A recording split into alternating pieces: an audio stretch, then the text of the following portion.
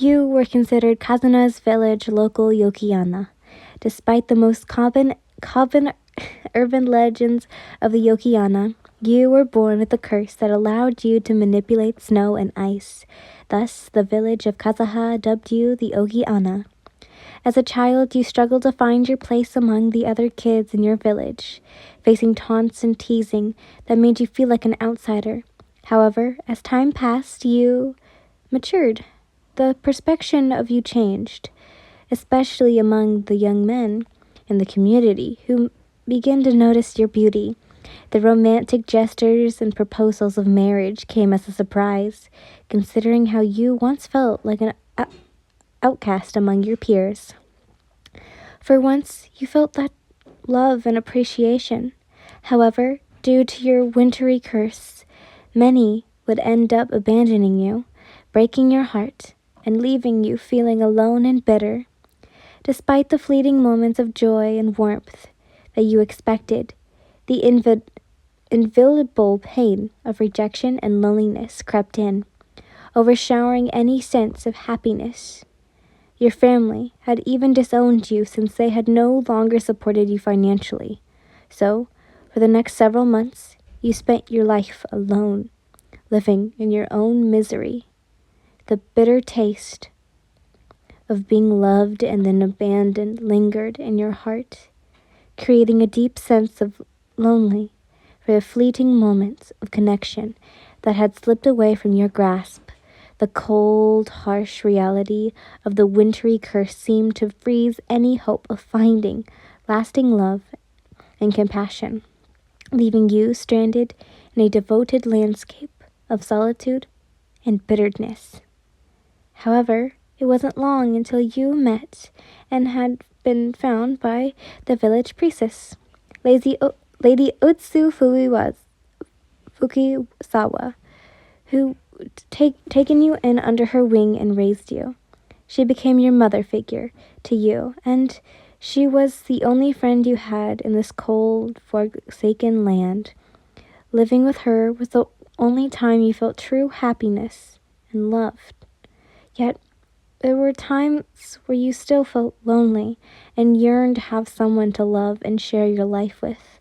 Though you did have many suitors, however, due to your curse, your relationship with them ended in treachery and heartbreak. No matter how many times they called you beautiful or said, "I love you," it left you in tears.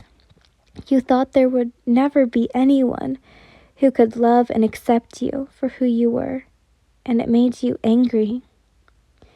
It was then that Lady Otsu proposed a trial to help you find your Mr. Right, a various test to see who has it to take to be worthy of your love.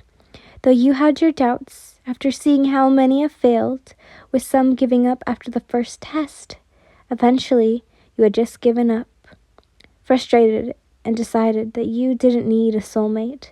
So, for several months, you had been using your winter abilities to terrorize and create small snowstorms to throw unwanted travelers who sought to take the trial off the path towards the temple.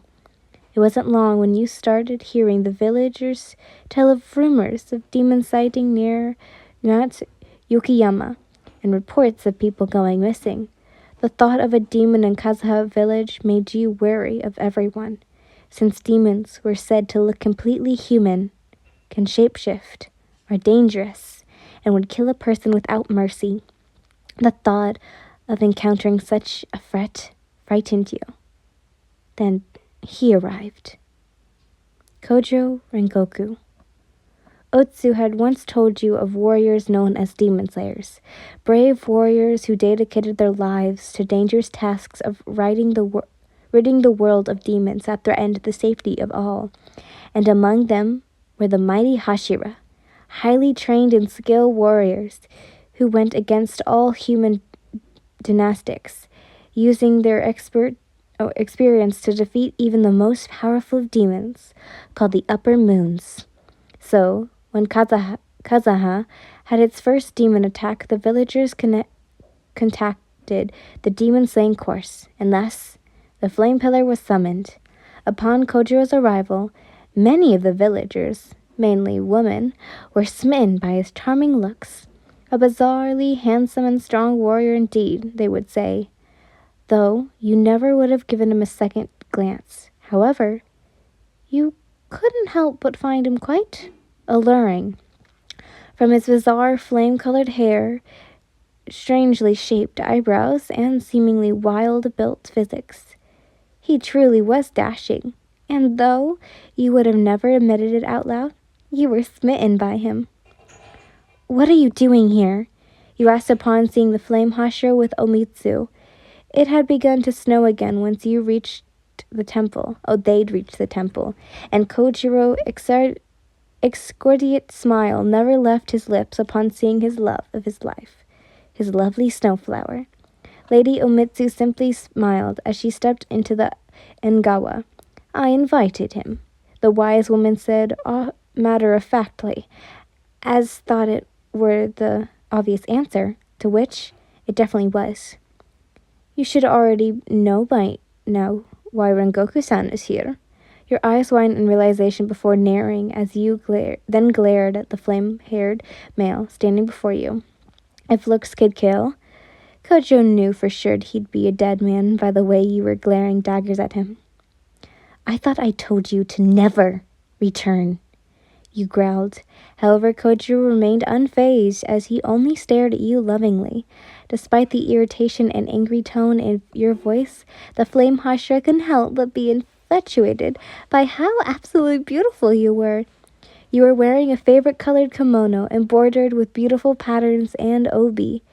"You're looking as beautiful as always, my lovely snowflower," he commented with a smile. "Marry me," he added, and he didn't miss the way your face quickly flushed red. "Stop calling me that! For the millionth times, I don't want to marry you."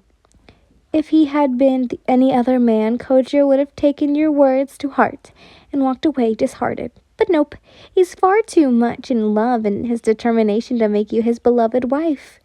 He knew you could be quite the tsundere, and he just loved teasing and seeing you blush.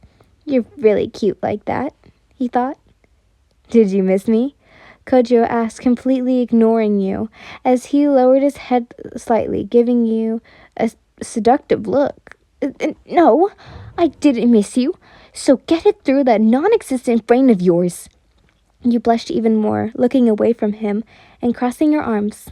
"Well, that's too bad, because I most certainly have missed you, my sweet flame," Kojo purred while caressing your cheek, causing you to snap your eyes open. "Wait, when did he get so close?"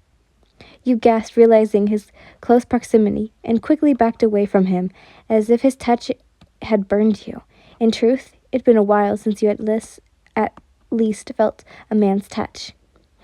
What's wrong, my love?" Kojo asked with a small frown while tilting his head at your sudden retraction. You could almost hear the disappointment in his tone. Nothing, I just..." "Are you ready to begin your first test, Rengoku-san?" came Momitsu's voice.